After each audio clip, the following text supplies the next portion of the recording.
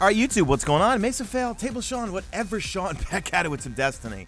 All right, guys, so I was about to say Bungie Weekly Update. No, this week at Bungie just posted, and it's titled A Glimpse at the Roadmap. And we got some good news and maybe some not so good news for what's going to happen in 2016. And sadly, I'll give you the punchline right now. It looks like the sequel's not coming until 2017. So I guess cue everyone that wants to chime in. Kotaku is right. I knew it. Ah! Remember, that's the voice that I hear behind keyboards when people yell at me on Twitter.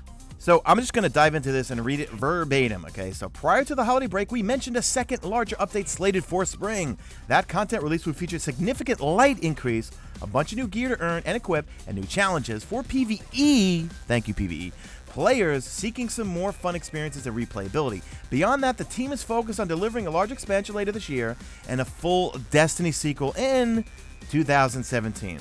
As work wraps up in the weeks ahead, look for more details about the spring content, as well as more information about our bigger projects in the months that follow. Thanks for your patience, and thanks for playing. So here's what I think, guys. One, I'm excited that we're going to get some new content for us PvE folks, even though I've been enjoying the shit out of the Crucible lately. And I'm going to say that expansion is going to be a Cabal-focused expansion with a Cabal raid. That's what I'm thinking on, okay? Because we are seeing the word a light increase, a bunch of new gear to earn and equip, and new challenges. Okay, I'm calling it now. I'm usually not right on these types of things. I'm going to say Cabal expansion and Cabal raid. Because if you look at those things like the Thagamizers and other exotics that have not been released yet, those things look like, look, I was looking at, I think it was one of the, I was playing Regicide today. No, actually, yeah, early this morning. The Daily Story. And one of those Cabal bosses looked like he had the Thagamizers on. Or when you put the Thagamizers on your character, when you go to the Bungie Armory, it looks just like a Cabal. So I'm thinking those exotics and all this new gear is really slated towards some sort of Cabal expansion we're going to get this spring. Now, I am pretty bummed out about the sequel not coming out in 2016. It's going to be slated for 2017, and it looks like we don't even have a date. It just says a full Destiny sequel in 2017. Which means, what are we going to do for the rest of the year, guys? Is it just going to be one more expansion in the springtime, and then live events for the rest of the year?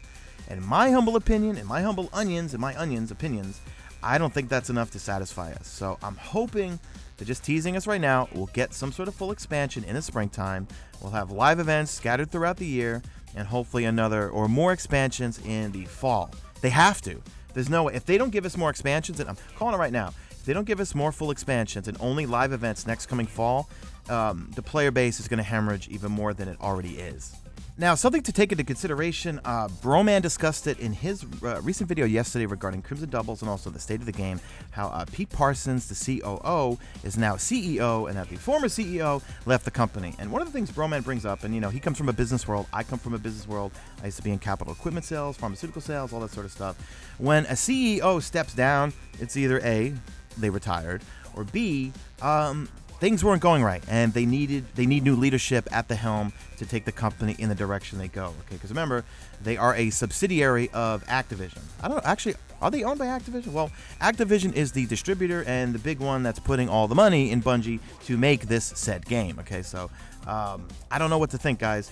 I met Pete Parsons at a couple of Bungie capture events. He seems like a really good guy. I once brought this up live on stream. Like, Pete Parsons is the type of guy that is not afraid to roll his sleeves up and get dirty. When I was at the Taken King capture event and Mr. Fruit was streaming the, I think it was the Shield Brothers strike, and we lost power for half the room in front of 100,000 people.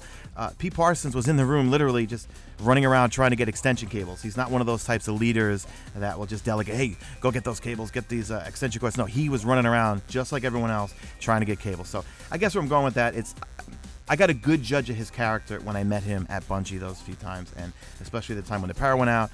I've dealt with a lot of other CEOs in other companies, and those types of guys normally, I don't know, I just got a really good vibe from Pete Parsons, so hopefully he can take the company in the direction where it needs to go. And if delaying the sequel to Destiny to 2017, look, if it's going to be a better, more finished product, then I'm all for it. Anyway, guys, there's some more stuff in the Bungie update. I don't want to go over it. There's just some stuff from Lars regarding matchmaking. Make sure you check it out. A few movies of the week, and that's it, guys. So let me know what you guys think in the comments section. Are you happy for this expansion? Are you sad that we're not getting Destiny, the sequel, till in, well, we don't even know in 2017. We just know 2017. That's it. I'm in battle mode. Drop a like in this video only if you see fit. Follow me on Twitter at Mesa. Check out my stream. Links will be in the description. And that's it. I'm out of here like Vladimir.